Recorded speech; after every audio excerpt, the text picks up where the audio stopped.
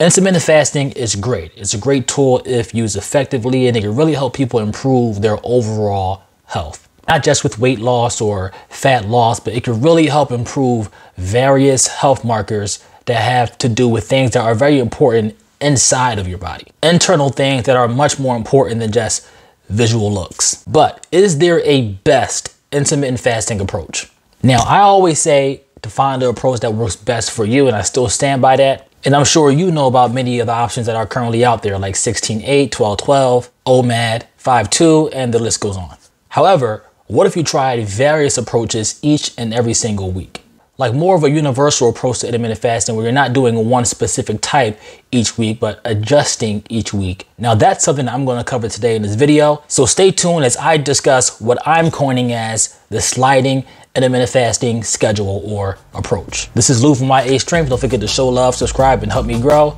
Let's get started.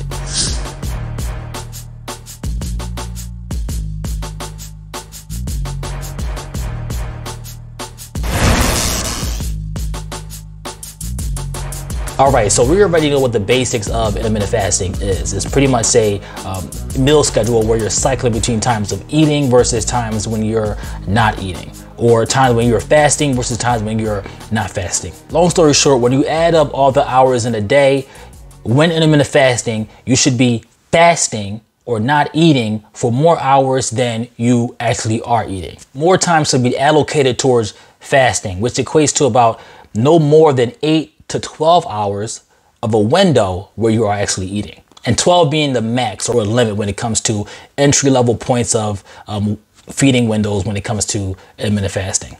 Regardless, all of that is decided on whatever approach you decide to take when it comes to intermittent fasting, which can include periodic fasting, alternate day fasting, 1 meal a day, and other forms of time-restricted eating windows. Now, with each of those approaches, no matter which one you typically choose, there's usually a start time, a consistent start time and end time every single day with regard to when you decide to begin your fasting window or your eating window. By example, let's say you're new to intermittent fasting and you're starting out with a simple 12-hour fast. So you will start eating at 7 a.m. and stop eating at 7 p.m. by example. In other words, you will be not eating anytime after 7 p.m. and you'll start eating by 7 a.m. the next day. That's just one example. Of course, it could change based on when you like it. It could be 9 to 9, it could be 10 to 10, it could be 11 to 11. Regardless, it's 12 hours of eating and 12 hours of not eating. Now, regardless of the schedule that you typically pick, you will stick to that same timing each week. So you don't typically change. If it's from 7 to 7, then you stick to 7 to 7. So you can really see the benefits of, sticking to that time restricted window. Now, others have moved past intermittent fasting and they fast up to 23 hours per day, every day, which can be a lot. And that definitely does take some adjusting to, get to that level. Now, I personally have tried almost every single variation of intermittent fasting. And in almost every single case, I found myself kind of adjusting my fasting window to a combination of both sides of the intermittent fasting spectrum. Some days I found myself fasting for 8 hours, others it could be 12. Now this almost always happens, and it's to the point where I kind of permanently just take this approach to intermittent fasting. So I don't stick to this one schedule each week. I always slide or adjust my schedule, which is why I call it the sliding intermittent fasting schedule or the sliding intermittent fasting approach. In fact, I think it's one of the best intermittent fasting approaches you can take. Okay, so let me describe it. What is the sliding intermittent fasting schedule or the sliding intermittent fasting approach? With this approach, you still decide initially on a start time and an end time for your fasting. So again, let's take the simple 12-hour fast as an example. If you pick a start time at 11 a.m., you will stop eating by 11 p.m. and you won't eat again until 11 a.m. the next day. And you'll stick to that typically all week. That's how it usually is. But what changes now in the sliding intermittent fasting schedule is you change the end of your eating window, typically reducing it each day of the week at your desired interval. Or you can go in reverse and slowly increase it if you start with a smaller time in the beginning of the week. But typically, you start at a higher time and you reduce it as the week goes on.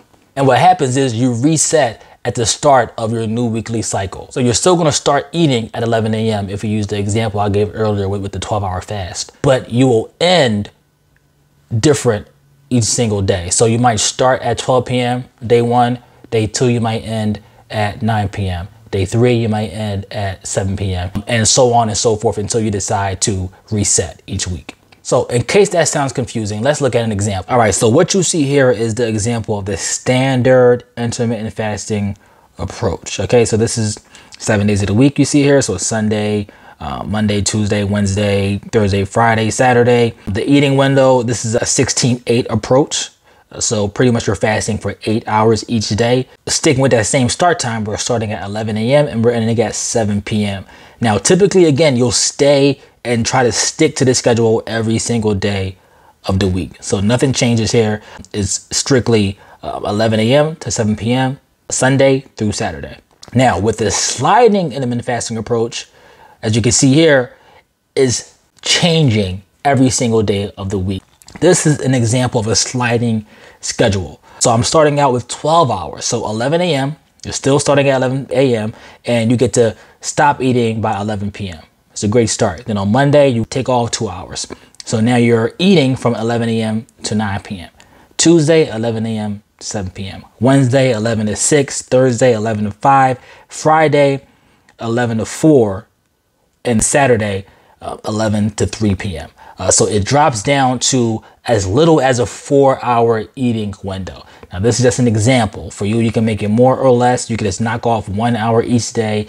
In this particular example, I knocked off 2 hours for the first 3 days, and then I slowed it down to 1 hour thereafter. This is all up to you in terms of what you feel most comfortable with. For you, you might want to make it drop down to as little as 1 hour of a fasting window, depending on how experienced you are. Now, I also want to show you exactly what I'm doing. Now, this is the sliding approach that I like to do typically when I start my sliding schedule, and I'm doing it based off of the hours of the week that I think I would like to have a larger window. So as you can see here in this example, my week or my weekly cycle is beginning on Friday with a 12-hour window. On Fridays, I typically go out more often. I'm typically around family more often. So my window is from 11 a.m. to 11 p.m. 12 hours of eating, which means 12 hours of fasting. On Saturday, 11 to 9, Sunday, 11 to 7, 11 to 6, 11 to 5, 11 to 4, and so on. I stay at 4 hours as my limit in terms of a window that I'll allow for myself to eat. I typically don't like going down to 1 hour, but that can be done depending on how I'm feeling for the day. But for the most part, I'm sticking to the schedule here. And this is just an example of how you can decide when to start your weekly cycle. It doesn't have to be on a Sunday. It could be on a Thursday, Friday, Saturday, whatever day you feel is best. And also, you don't got to start with 12. If you're more experienced or you want to go more aggressive, you can start with 6 and you can cycle down from there. You can start with 7, you can cycle down from there. For me, I'm starting with 12 as my eating window and I knock it down from there. So those were my 3 examples. Again, this is the standard schedule where it's the same time every week. This is a 16-8 example, which is one of the most popular windows where you're fasting for 16 hours and you're eating for 8 hours. You can do a sliding window. And also you can adjust your sliding window to make it be as adjustable as you'd like based on the activity or your type of lifestyle, what you do with family, socializing, etc. And that's it. That's it right there. That is what I consider to be one of the best intermittent fasting approaches you could take, the sliding intermittent fasting approach or a schedule. I think it allows for the most flexibility and you can kind of adjust to when you think you're going to have the most activity in your week. So definitely recommend that approach. At least try it out and see if you like it, if you're tired of kind of sticking to the same window every single day. It's all relative to you and your own personal preferences. Share your thoughts in the comment section below and let me know what you think about this schedule, or if you ever tried it before in some way, shape, or form, or if you're thinking about trying one of the examples I gave in this video. Hope you found this video helpful and informative. As always, thank you for watching. See you in the next video.